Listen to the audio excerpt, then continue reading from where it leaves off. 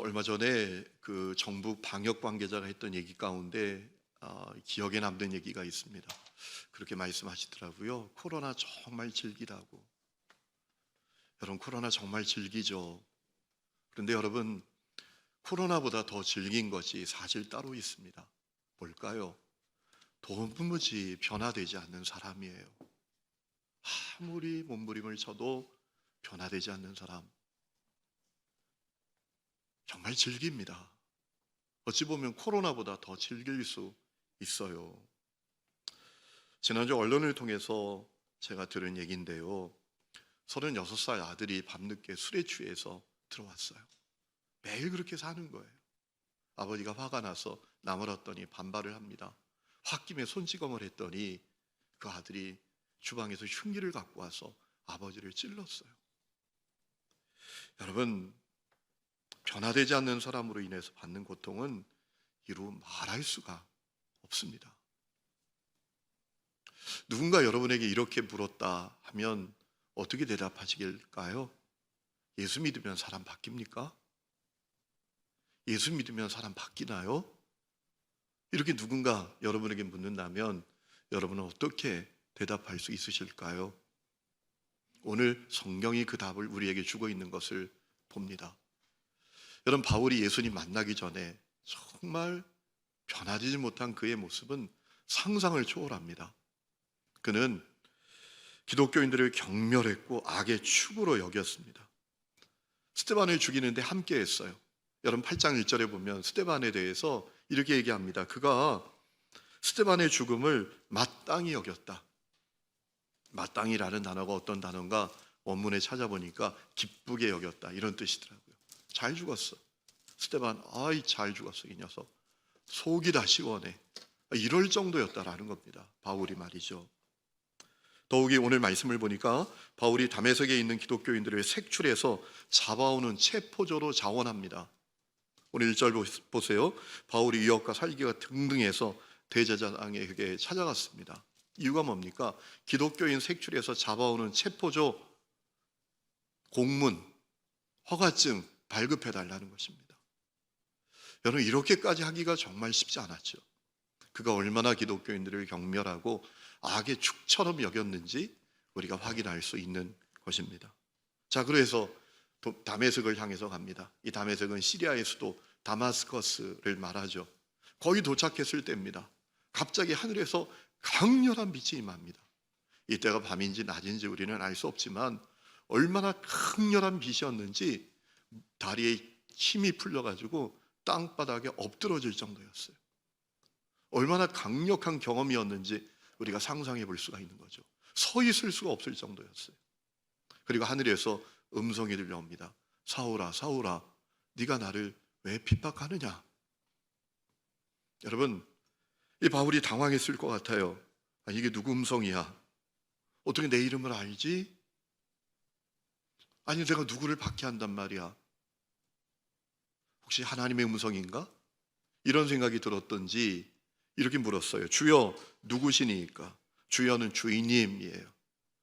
여러분, 이 바울이 주인님이라고 부를 수 있는 대상이 하나님밖에 없지 않겠어요? 하나님, 당신이십니까? 이렇게 물었던 것이죠. 그러자 충격적인 음성이 들려와요. 어떤 음성이 들려왔죠? 나는 너가 박해하는 예수다. 너는 일어나서 시내로 들어가라. 내가 행할 것을 너에게 이를 자가 있다. 여러분, 중요한 것은 그때 바울이 한마디도 못했다라는 겁니다. 한마디 대꾸조차 못했다라는 것입니다. 그것은 무엇을 의미할까요? 내 생각, 내 판단, 내 행동이 다 잘못됐던 거구나. 엉터리였구나. 내가 바보 같았던 거구나. 이걸 깨달았다라는 것입니다. 십자가에 못 박혀 죽은 예수가 살아있지 않습니까? 자기에게 말씀하지 않습니까?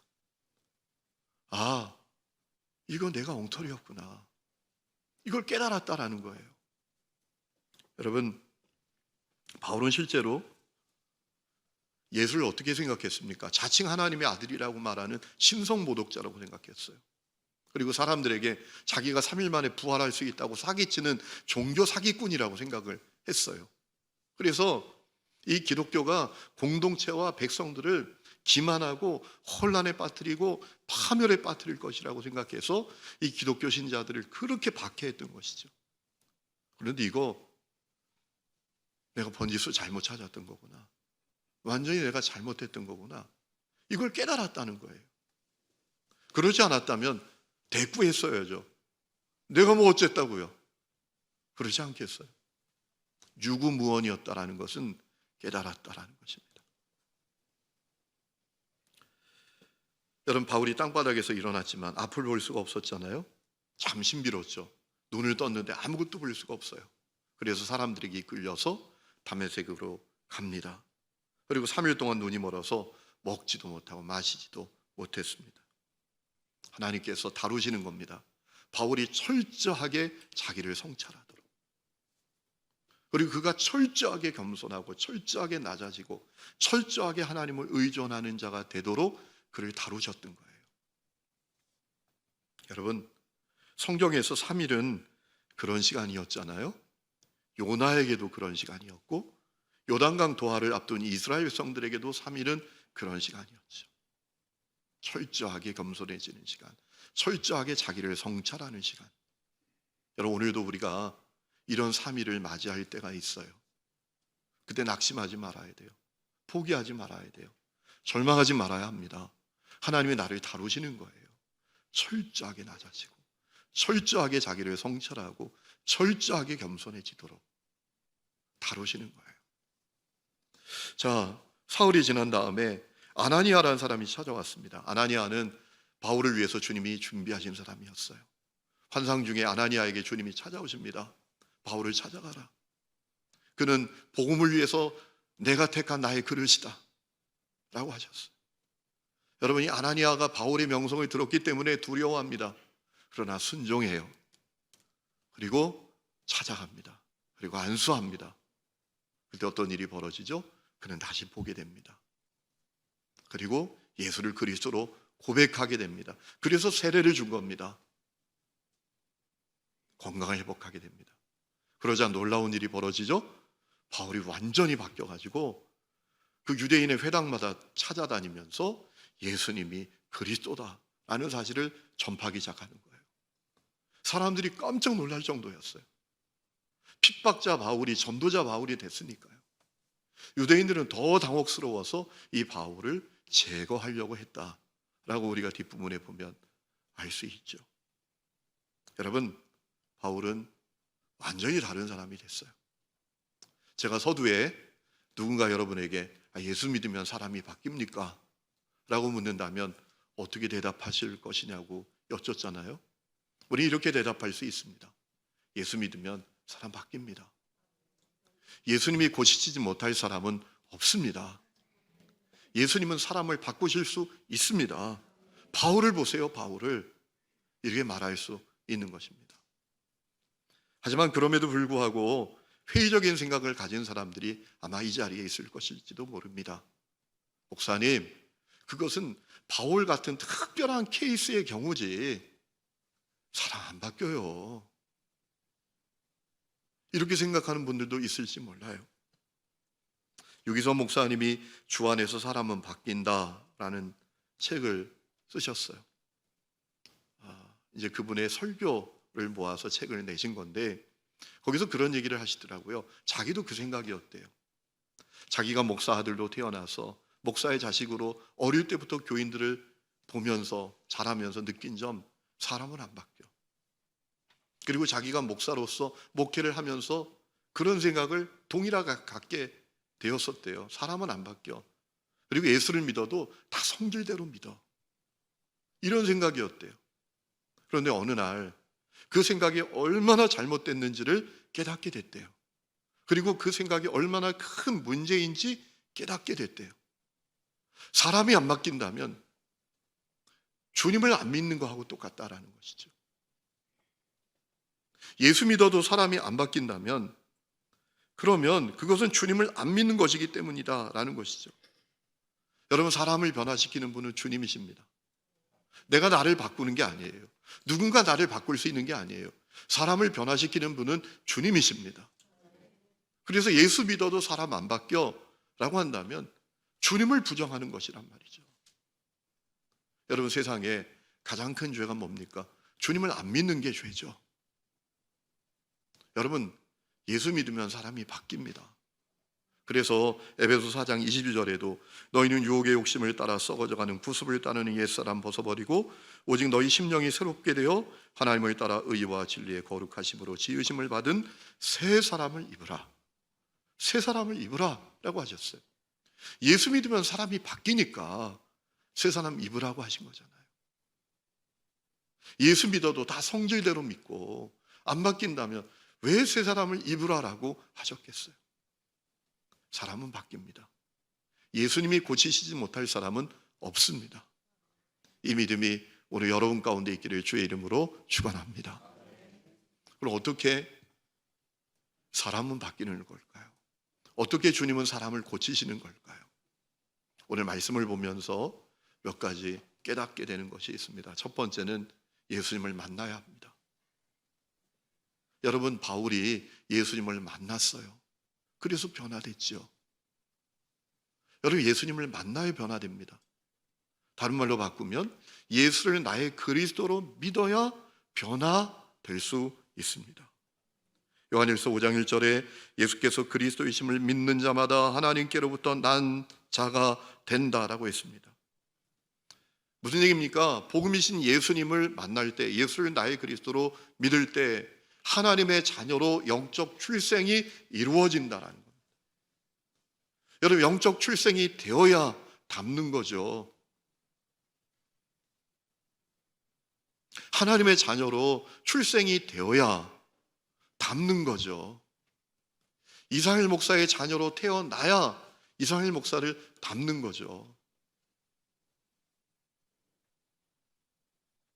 창세기 1장 27절 보면 하나님께서 자기 형상대로 사람을 창조하셨다라고 했어요.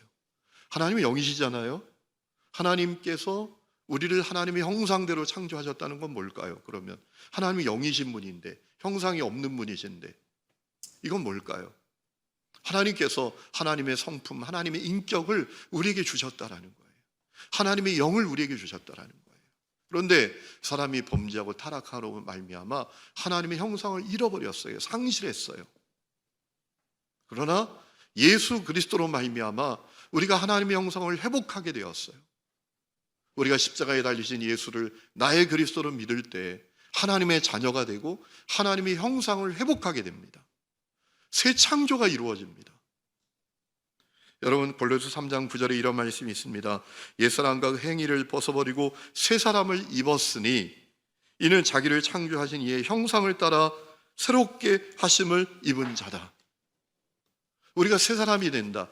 영적 출생을 이루어서 하나님의 형상을 회복하게 된다는 얘기예요. 여러분, 그러므로 복음이신 예수님을 만나야 사람은 바뀌는 거예요. 여러분, 예수님을 만나셨습니까? 예수를 그리스도로 믿으십니까? 여러분, 그 사건이 이루어지지 않으면 변화는 없는 거예요. 출생해야 변하는 것입니다. 출생해야 닮는 것입니다. 여러분이 예수님을 정말 만날 수 있기를 주의 이름으로 축원합니다. 여러분이 변화되기를 그렇게 갈망하는 어떤 분이 있다면 기도하십시오. 그가 예수를 나의 그리스도로 정말 만나도록. 두 번째는 성령 충만 받아야 합니다. 여러분, 아나니아가 바울을 찾아가서 기도할 때 아주 중요한 기도를 합니다. 우리 읽지 않았지만 17절 말씀 보세요. 17절입니다. 아나니아가 떠나 그 집에 들어가서 그에게 안수하여 이르되 형제 사울아, 주 곧 내가 오늘 길에서 나타나셨던 예수께서 나를 보내어 너로 다시 보게 하시고, 이랬다는 거죠. 안수하면서 하나님께서 너를 보게 하신다, 볼지어다, 눈이 열릴지어다 라고 했다는 거예요. 그리고 아주 그 다음에 중요한 기도를 하는데 성령으로 충만하게 하신다 라고 했어요. 성령 충만할지어다 라고 기도했다라는 거예요. 여러분, 성령 충만이 대단히 중요합니다. 성령 충만해야 사람은 바뀝니다. 성령 충만해야 복음이신 예수님을 만날 때 우리 속에 회복된 하나님의 형상이 제 기능을 발휘하게 됩니다. 다시 말씀드립니다. 중요한 얘기니까. 성령 충만해야 예수를 믿을 때 우리 속에 회복된 하나님의 형상이 제 기능을 하게 됩니다. 성령은 생명의 영이시고 능력의 영이시고 거룩의 영이시기 때문입니다. 성령 충만해야 성령의 열매도 열리게 되는 것입니다. 왜 그럴까요? 여러분, 예수 믿는 우리에게 여전히 죄성으로 가득한 자아가 남아있기 때문입니다. 그래서 바울이 말했죠. 오라 나는 공고한 자로다. 선을 행하기를 원하는데 악을 행한단 말이에요. 여전히 우리 속에 이 죄성으로 가득한 자아가 남아있어요. 그런데 성령 충만하면 어떤 일이 벌어지는가 하면 내 속에 충만하신 그 성령으로 말미암아 그 죄성의 자아는 죽어지고 거룩의 영이신 성령께서 역사하시는, 일하시는 일이 일어난단 말이죠. 그러므로 성령 충만이 대단히 중요한데, 여러분, 성령 충만 받아야 합니다. 그리고 성령 충만이란 뭡니까? 성령을 다시 받는 게 아닙니다. 성령이 부족하니까 성령을 조금 더 받는 게 아닙니다. 성령은 완전한 하나님이십니다. 그분은 어떤 에너지, 기운 정도가 아니라 삼위일체 하나님이십니다. 이미 우리가 예수를 믿을 때 성령은 우리 속에 오셨지 않습니까? 그러므로 성령 충만이란 뭐냐? 그 성령께서 나를 온전히 지배하시게 되는 것입니다. 다른 말로 바꾸면, 실제적으로 말하면 내가 성령님을 의식하게 되는 것입니다. 여러분, 살아가면서 그런 느낌을 갖습니다. 사람은 자기를 지배하고 있는 것을 의식한다. 돈이 자기 인생을 지배한다고 생각하면 돈을 의식하고 살아갑니다. 끊임없이 돈을 의식합니다. 지난주에 어느 목사님 만났는데, 이 목사님 은퇴를 몇 년 앞두신 분이신데요, 요즘 원로 목사님들 만나면 마음이 짠하대요. 왜냐하면 이분들이 그렇게 돈을 의식한대요. 목회자가 회사 다니는 분이나 또 공무원들처럼 연금이 제대로 돼 있습니까? 목회하는데 힘을 다하다 보니까 은퇴 준비가, 노후 준비가 되어 있습니까? 대부분 어렵죠. 그러니까 이분들이 돈을 그렇게 의식을 한대요. 어디 오라 해도 거기 갈 비용이 어떨까? 여러분, 사람은 지배하는 것을 의식하게 되어 있어요. 성령을 의식한다는 것은 성령의 지배를 받는다는 겁니다. 그것이 성령 충만이에요. 여러분, 생각해 보세요. 사람이 내 앞에 있다면 그 사람 앞에서 그 사람이 의식되는데, 그 사람 앞에서 뻔히 그가 나를 쳐다보는데 그 앞에서 음란한 짓을 하겠습니까? 그 앞에서 도둑질을 하겠습니까? 절대로 안 하죠. 그 사람이 의식되는데요. 성령 충만이란 그런 거예요. 성령의 지배를 받고 성령을 의식하며 사는 거예요. 아예 성령께 내 삶의 주도권을 넘겨드리는 거예요. 여러분, 신앙생활은 어떤 것인가 제가 말씀을 드렸잖아요. 성령을 내 인생이란 자동차 조수석에 태우고 조언을 구하는 것이 아니라 운전대 앉히시는 거다. 운전대 앉도록 하시는 거다 라고 했잖아요. 그분이 내 인생이란 자동차를 운전해 가시도록 말이죠. 여러분, 그러면 바뀝니다. 갈라디아서 5장 16절에 내가 이루노니 너희는 성령을 따라 행하라. 그리하면 육체의 욕심을 이루지 아니하리라. 성령의 지배를 받고 성령을 의식하며 살아가면 육체의 욕심을 이루지 않아요. 변화돼 가는 거예요. 오늘 그 은혜가 여러분 가운데 있기를 주의 이름으로 축원합니다. 우리가 바뀌지 않는 중요한 이유가 뭘까요? 성령의 지배를 받지 않아요. 내 인생을 내가 지배하고 살아요. 사람은 의식해도 내 속에 오신 성령님을 의식하지 않아요. 그리고 마음대로 말해요. 마음대로 행동해요. 마음대로 움직여요. 그러니까 안 바뀌는 거죠. 세 번째는 진정한 회개의 생활이 있어야 합니다. 여러분, 우리가 변화되지 못하고 매일 그 자리를 맴도는 이유는 진정한 회개의 생활이 없기 때문입니다. 제가 전에 사역하던 교회에서 교도소 사역했다고 말씀을 드렸잖아요. 김해교도소, 또 대구 안동교도소 한 달에 한 번씩 이제 방문을 하면서 교도소 사역을 했는데, 거기 갔을 때 교도관님이 하셨던 얘기가 지금도 잊혀지지 않아요. 제가 그분 안에 있는 분들을 너무 안타까워하니까 그 교도관이 하셨던 얘기가 있어요. 목사님, 제가 오랫동안 이 교도관으로 일해 보니까요, 이런 것 같아요. 이 안에 있는 사람들 가운데 3분의 1은 교화가 됩니다. 그리고 3분의 1은 교화가 될지 안 될지 잘 모르겠습니다. 그리고 나머지 3분의 1은 부재불능입니다. 교화가 안 됩니다. 너무 안타까우면서 말씀하시더라고요. 여러분, 회개 없으면 변화 없는 거예요. 내가 교도소에 들어와도 내가 세상 잘못 만나서 이런 거야, 사람 잘못 만나서 이런 거야, 내 성미가 이래 되어 먹어서 내가 이런 거야 라고 한다면 변화는 없는 겁니다. 진정한 회개 없으면 진정한 변화도 없는 것입니다. 요한복음 15장 2절에 주님께서 열매 맺는 가지를 더 열매를 맺게 하시려고 가지를 깨끗하게 하신다라고 했어요. 주님, 우리가 회개하기를 원하신다는 거예요. 그리고 회개가 뭡니까? 죄를 깨닫는 거죠. 그렇죠? 그리고 죄를 버리는 겁니다. 그리고 돌이키는 거예요. 새롭게 사는 거예요.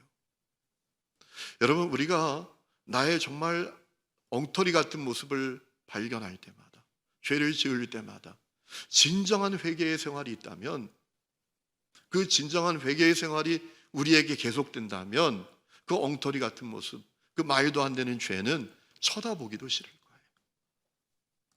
그런데 진정한 회개의 생활이 없으니까 어떻죠? 양비론, 나보다 더한 놈도 많아. 누구 봐, 누구보다 내가 낫지 않아?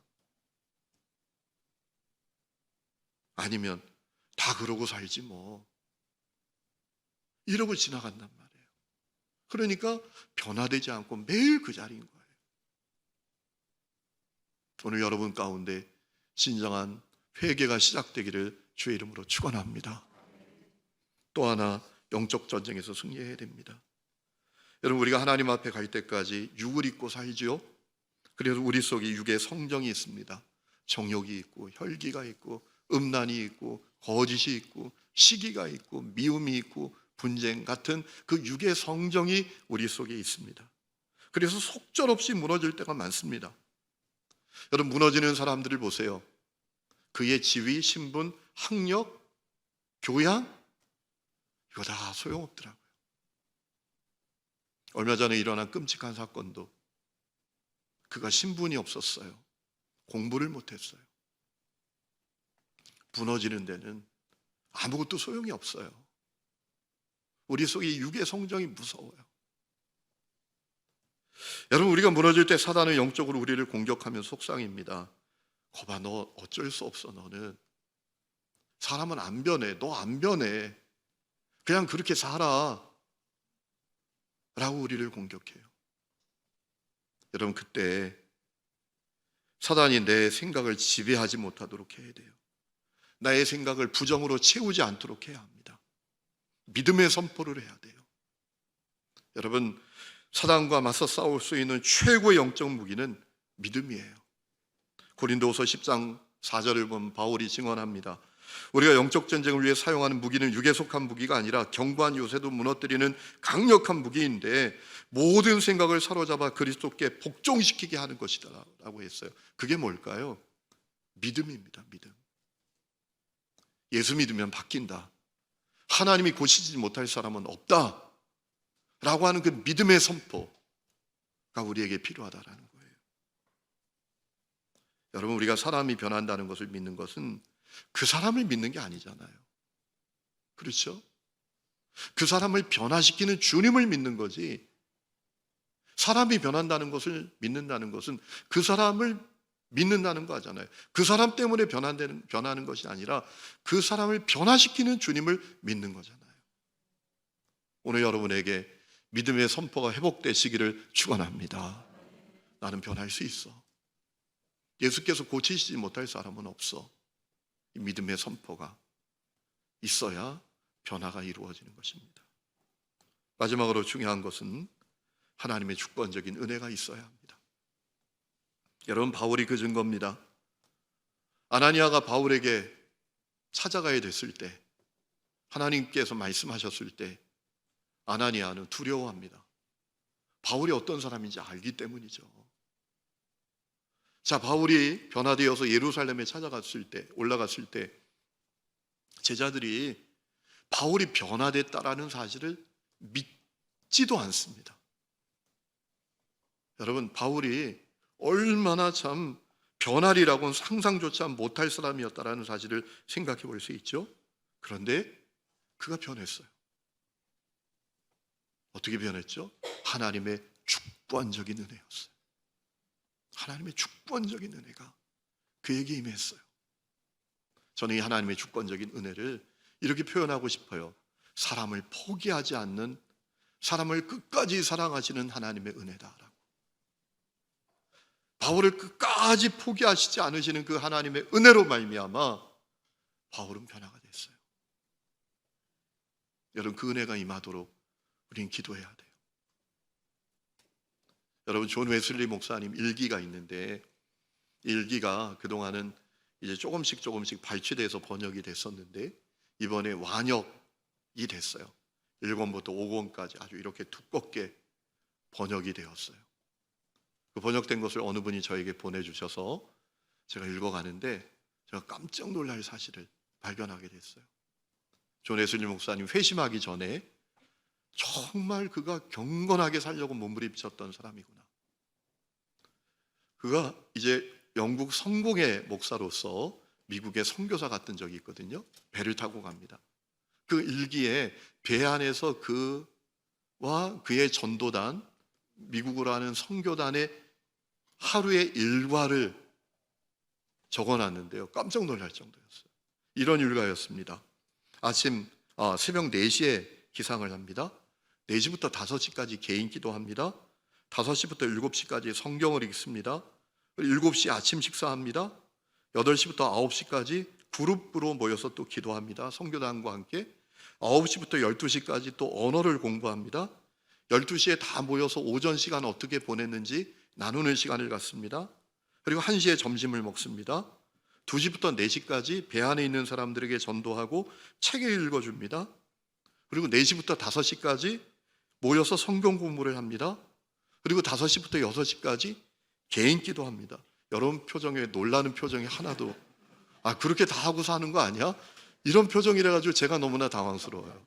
딱 이쯤 읽어가면 그냥 뒤로 넘어지는 분들이 있을 거라고 상상을 했는데 5시, 6시까지 개인 기도합니다. 6시부터 7시까지 또 전도하고 배 안에 사람들에게 책을 읽어줍니다. 왜냐하면 글을 모르는 사람이 많으니까. 그리고 7시부터 8시까지 모여서 기도하고 또 예배합니다. 그리고 8시에 하루의 삶을 나눕니다. 그리고 9시에 취침에 듭니다. 우와! 아마 이렇게 하라고 하면 한 2, 3일하고 다 도망갈지도 모르겠어요. 근데 여기 웨슬리 목사님뿐만 아니라 그와 함께하는 전도단, 평신도들 가운데에도 다 이렇게 했다라는 거예요. 그런데 여러분, 중요한 사실은 이렇게 해도 웨슬리가 변화되지 않았어요. 그런데 1738년 5월 24일 하나님의 그 강권적인 역사, 주권적인 역사로 말미암아 그의 마음이 뜨거워지고 그가 변화가 됐어요. 어떻게 변화되는가? 하나님의 주권적인 역사, 사람을 포기하지 아니하시는 하나님의 그 사랑의 역사가 있어야 사람은 변화되는 겁니다. 그래서 우리가 해야 될 일이 있어요. 기도해야 합니다. 기도하는 것입니다. 여러분은 하나님의 주권적인 역사가 여러분 자신에게 있도록 간절히 기도하고 계십니까? 변화되지 않는 나의 모습 안타까워하는 시간보다 여러분에게 기도하는 시간이 더 크십니까? 변화되지 않는 사람을 바라보면서 힘들어하고 안타까워하는 그 시간보다 그를 위해서 간절히 눈물 뿌려 기도하는 시간이 더 많습니까? 여러분, 야곱이 요셉이 있는 애굽에 내려갔을 때 바로가 나이를 물었잖아요. 그러니까 뭐라 대답하죠? 야곱이 이렇게 대답합니다. 내 나그네 길의 세월이 130년입니다. 여러분, 이 고백을 가만히 생각해 보면 방점이 어디에 찍혀 있는가 하면 내 나이 130살입니다 라는 것보다 내 나그네 길의 세월, 여기에 방점이 찍혀 있는 것을 보게 됩니다. 이 고백은 정말 변화된 야곱의 고백이에요. 철저하게 겸손하게 된 야곱의 고백입니다. 내가 나그네입니다. 내가 아무것도 아닙니다 라는 사실을 그가 깨달았다라는 거예요. 여러분, 야곱이 어떤 인물입니까? 참 변화되지 않았던 인물이죠. 축복받으려고 아버지하고 형에게 사기를 치고 소유를 좀 더 가지려고 외삼촌하고 막 머리 싸움을 하고 형 에서에게 받는 후환을 모면해 보려고 허벅지 관절이 부러지도록 하나님과 씨름을 하고, 그래도 안 변해요. 왜 그렇죠? 그 문제 해결되니까 자기가 도망칠 때 자기를 만나주신 하나님을 베델이라고 하고, 내가 돌아올 때 베델로 가겠습니다, 내가 돌아오면 베델로 올라가겠습니다 라고 했지만 안 올라가잖아요. 그러다 어떻게 되죠? 자기 딸이 세겜 사람들에게 욕보임을 당하고, 그것 때문에 세겜 사람들과 전쟁을 할 위기에 처하고 가문이 멸절당할 그런 위기에 처하잖아요. 그러자 그제서야 베델로 올라갑니다. 함께 있는 사람들에게 말했잖아요. 우상, 이방신상 다 버려라. 이 무슨 얘기예요? 변화되지 않으니까 가족들이 우상 숭배하고 이방신상 갖고 있는 거 다 알면서도 그거 다 인정했다는 거예요. 뭐 어때? 아무거나 믿으면 되지 뭐 이 정도였다는 거예요, 우리가 생각해 보면. 근데 그거 이제 다 버려라. 다 버려라. 그리고 베델로 올라가잖아요. 근데 하나님을 만나죠. 그리고 새 이름을 받잖아요. 야곱이 아니라 이스라엘이라고. 이스라엘은 합성어입니다. 이스라엘은 이기다, 엘은 하나님이에요. 하나님이 이기시다, 이런 뜻이에요. 그러니까 이걸 기원형으로 바꾸면 어떤 의미인가 하면 하나님이 이기시기를, 하나님이 이기시기를, 그 이름을 받아요. 여러분, 야곱이 진짜 변화된 거죠. 여러분, 야곱은 130년이 되어서야 진짜 변화된 거예요. 저는 그 야곱의 고백을 볼 때마다 안타까움이 있어요. 일찍 변화됐으면 얼마나 좋았을까. 인생의 말년이 아니라 일찍 변화됐다면 얼마나 좋았을까. 제가 처음 목회지에서 사역할 때 권사님이 한 분 계셨는데요. 이분이 정말 어려운 분이에요. 교회에서 너무 많은 분들을 어렵게 하고 오는 목사님들마다 그렇게 힘들게 해요. 술만 드시면 밤 11시, 12시, 새벽 1시가 필요 없어요. 전화해요. 첫 마디가 이겁니다. 이 목사 자나? 그래요. 그러고 술 주정을 하고 화풀이를 하고 그러는데 이게 2시간, 3시간, 어느 때는 전화 받다 보면 새벽 기도 시간이 될 때도 있어요. 늘 그분을 바라보면서 정말 하나님, 저분 변화되어야 됩니다. 변화되어야 됩니다. 기도가 간절해요. 어느 날 그 부인 집사님으로부터 다급하게 전화가 왔어요. 목사님, 큰일 났어요. 큰일 났어요. 왜요? 그랬더니 술을 먹고 오토바이 타고 가다가 길 가던 할머니를 치었어요. 돌아가셨어요. 큰 문제입니다. 큰 어려움을 받았어요. 면허 취소됐어요. 합의금으로 돈 엄청나게 손실을 봤어요. 또 가서 또 어려움을 갇혀서 당했죠. 돌아왔는데 좀 달라진 것 같았어요. 제가 그분에게 당부했어요. 권사님 성격 알아서 제가 말씀을 드리는데 어떤 급한 일이 있어도 이제 운전대 잡으시면 안 돼요. 면허 취소됐잖아요. 제가 그분이 운전대 잡을 걸 알았기 때문에 신신당부했어요. 절대로 아무리 급한 일이 있어도 운전대 잡으시면 안 됩니다. 어느 날 아내하고 그 시내에 야채 팔러 갔다가 야채가 얼마나 잘 팔리는지 금방 떨어진 거예요. 그러니까 면허 취소됐는데 트럭을 끌고 또 집으로 가서 야채를 실어 오는 거예요. 빨리 가려는 마음에 돌아가야 되는데 불법으로 중앙선을 넘어서 가다가 마주오는 오토바이가 있었어요. 청년 2명이 타고 와 있는데 불법으로 중앙선을 넘는 그 트럭 측면에 그냥 들이받았어요. 한 명이 그 자리에서 죽었고요. 한 명은 완전히 중상을 입고 의식이 없는 상태에 빠졌어요. 그 일로 말미암아 정말 큰 어려움을 받았어요. 합의금으로 재산 다 잃어버리고, 그리고 감옥에 가서 고생을 했어요. 그리고 출소했어요. 출소한 다음에 저에게 밥을 먹재요.